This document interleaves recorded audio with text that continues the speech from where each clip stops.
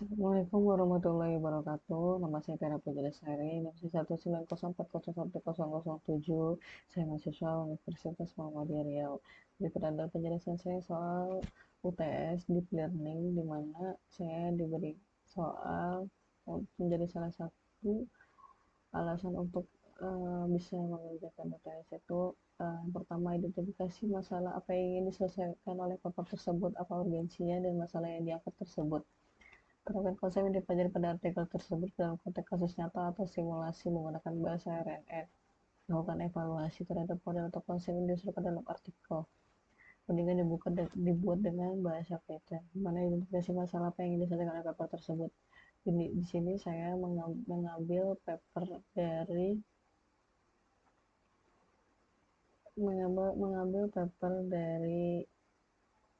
dari jurnal Resti, di mana jurnal Resti ini itu berjudul Analisis Sentimen Tweet Vaksin COVID-19 menggunakan Recurrent Neural Network dan Database, di mana sentimen tweet vaksin COVID-19 ini saya masukkan.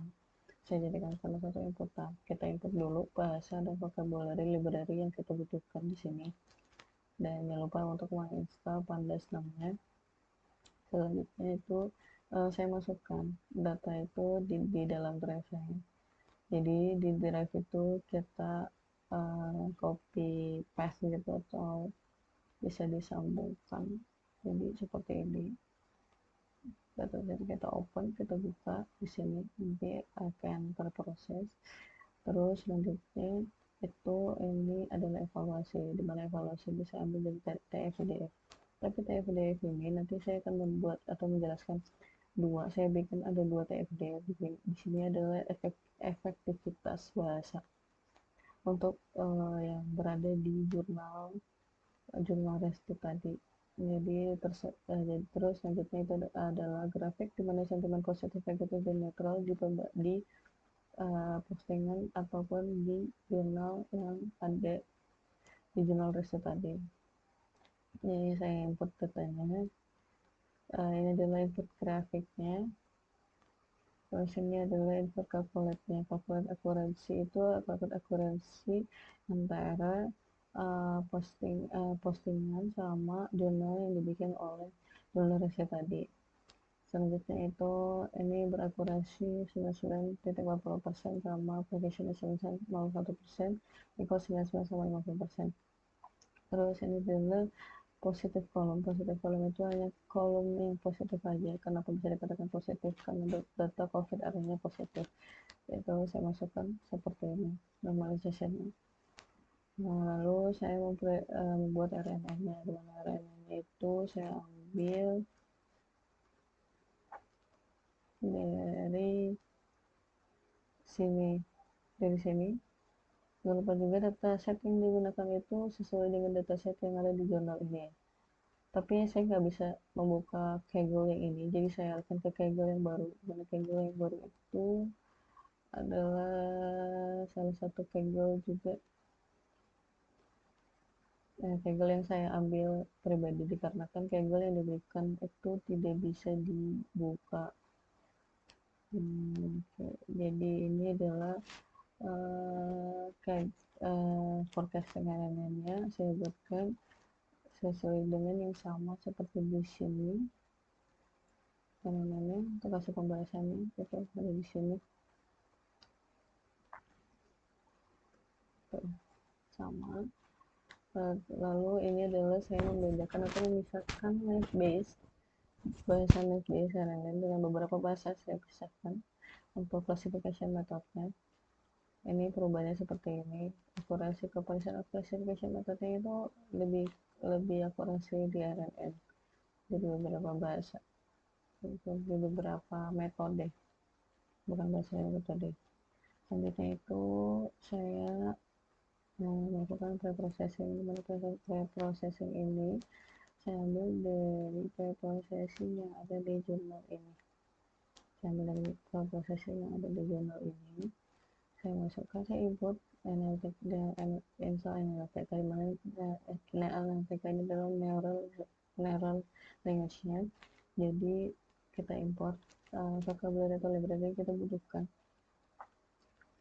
Lalu hasilnya akan seperti ini. Akan ada perpisahan recognition di sini dan beberapa step removalnya.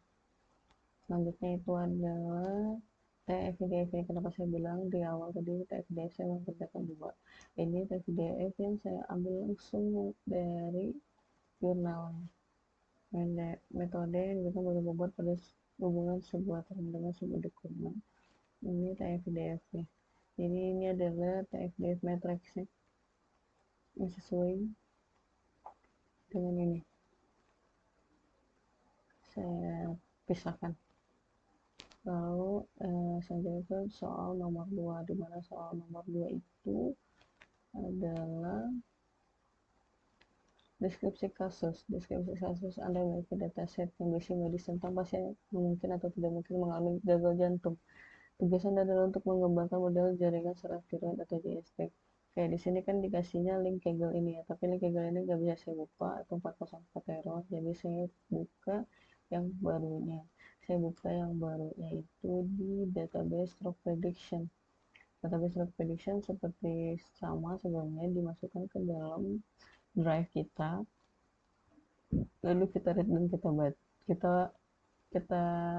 kita arahkan untuk membaca ataupun melalui dataset kita yang ada.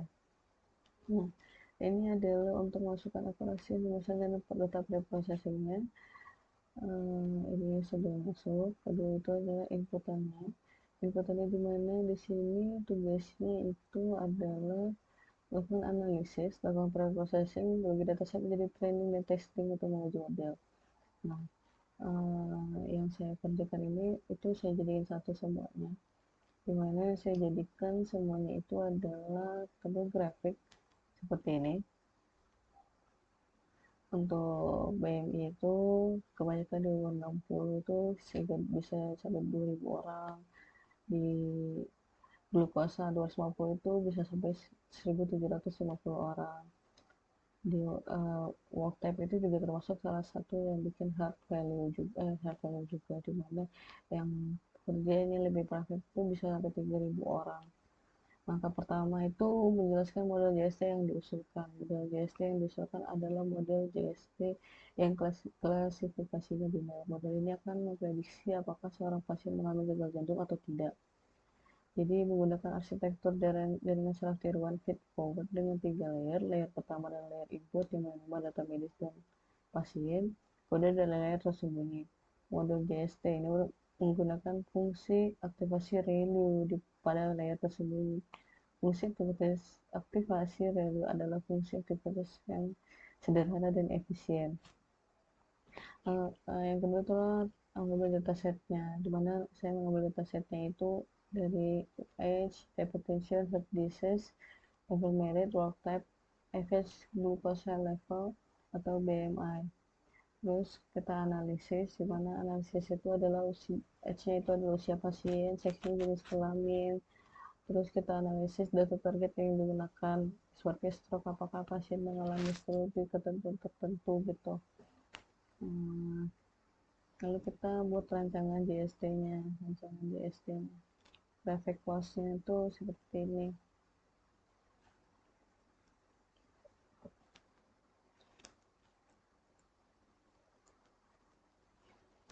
Mungkin sekian presentasi dari saya, tugas yang saya kerjakan. Mohon maaf jika ada kurang dan salahnya. Saya masih belajar di sini. Wassalamualaikum warahmatullahi wabarakatuh.